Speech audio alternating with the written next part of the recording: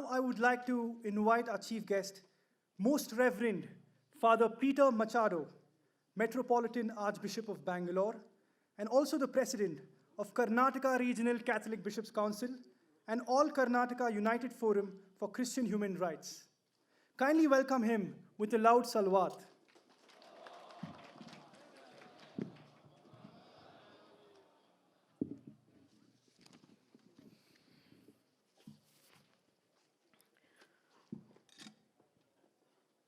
Respected Mr. Aga Sultan, the convener of today's beautiful Hussain Day program of Uniting Hearts, Mr. Zakaria Abbas,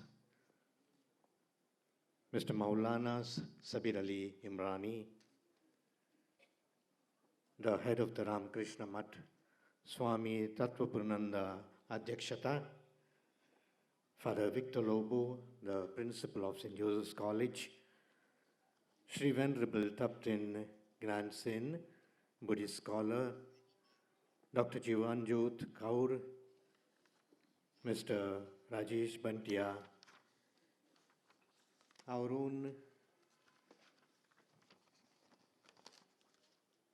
Dr. Syed Nasir Hussain, who had just been introduced. We are honored to have you, sir.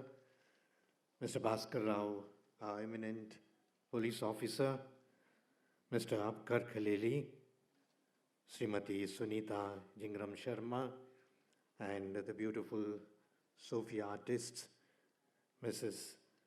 Kanak Joshi, the dignitaries on the dais, and also the dignitaries on the audience, my dear friends. I consider it my privilege to be here today in this august audience, especially to be part of this peace process, Hussain Day celebration of Uniting Hearts. I begin my little intervention with a quotation from Imam Hussain, who says, "The most merciful person is the one who shows mercy when he could have taken revenge. When he had the chance of taking revenge, he shows mercy, and therefore he is almost the most merciful person on earth." I think today we have to speak about it, because today is a day of revenge. Everyone wants to take revenge, tit for tat. If this is done, then I will do it much more. And we have seen the process, the political and the social thinking in the whole country. Mahatma Gandhi rightly said, "An eye for an eye, a tooth for a tooth." Perhaps an eye for an eye will make everyone blind. And if it's a tooth for tooth, nobody of us will have a tooth as such. We need to think of a broader perspective, and therefore the celebration of this Hussain Day is very, very meaningful. It's meaningful because we are all children of the same God. Sabka Malik Ek Hai. We have to remember that we are the children of the same God. And therefore, Uniting Hearts is not only a theme, it's a compulsion today. If we do not, perhaps we will not only disintegrate, we will be a miserable nation as a country. I can think of 4 ways in which we can unite our hearts. The first way is to have a knowledge of each of our religions. This country is blessed with so many religions. The Hindus, the Muslims, the Christians, the Buddhists, the Sikh, and each of these scriptures have got really inspirational thoughts for us. And therefore the first part would be, perhaps we can unite yourself. If I can learn about the Muslim Holy Quran, you can perhaps study the Bible. We can see the Bhagavad Gita. All of us have this, and we can do it. The second way of uniting hearts is a dialogue of cultures. We say cultures. we have beautiful culture. We have the Christian culture wherein we see that perhaps we have to do service to the others. We have the Hindu culture which believes in humanity, in the personhood. We have the Islam culture which speaks of peace. We have the Sikh culture which speaks of service to the others. And in each of these cultures, there are so many things. We heard the beautiful Sufi singing now. Can think of the beautiful palate or kitchen or cuisines of ours. The Hyderabadi biryani is supposed to be very tasty. And surely our thali of Hindu culture, our Christmas cake, so many things that we can combine together. Can we ever think of Taj Mahal without the Muslims in India? I don't think so. Can we ever think of perhaps Christmas or celebration of Santa Claus without the Christians? Each of us has got these specialities, the culture that we can think. Thirdly, we uniting hearts also by a dialogue of life. When a child is born in the family, the child is not born with a religion. The child is a child. He joins that particular religion of the parents as such.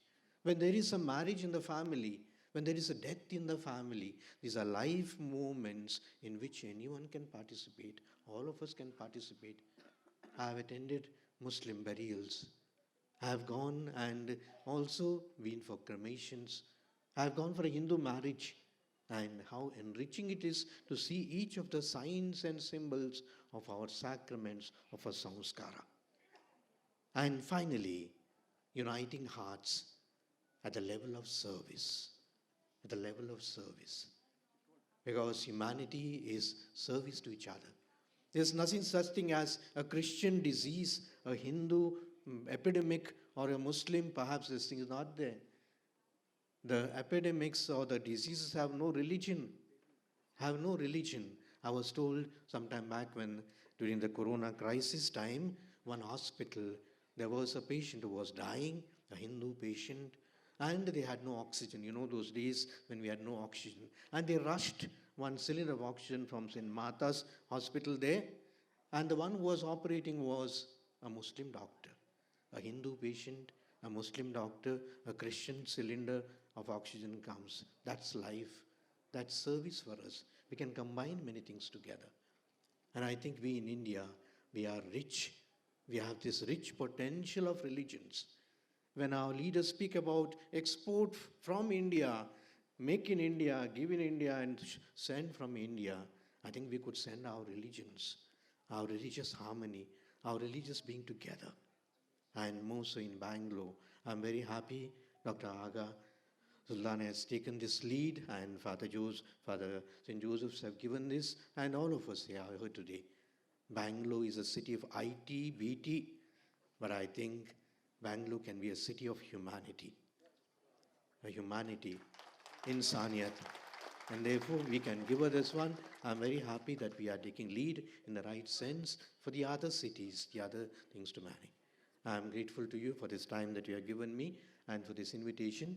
I seek God's blessing, and surely we will be together. Salam alaikum. Thank you, Reverend Father. That was indeed a very powerful message. And yes, we all need to unite on the common principles of all foundational teachings of all religions. That is love, compassion, and brotherhood. With this, I would like to take this opportunity to felicitate Reverend Father Victor Lobo in the presence of His Excellency, Reverend Father Peter Machado. He has recently been selected as a best principal in India, and indeed it is because of his efforts and support we all are present here today amidst a global pandemic. I would like to request Mr. Aga Sultan to kindly felicitate him in the presence of Reverend Father Peter Machado.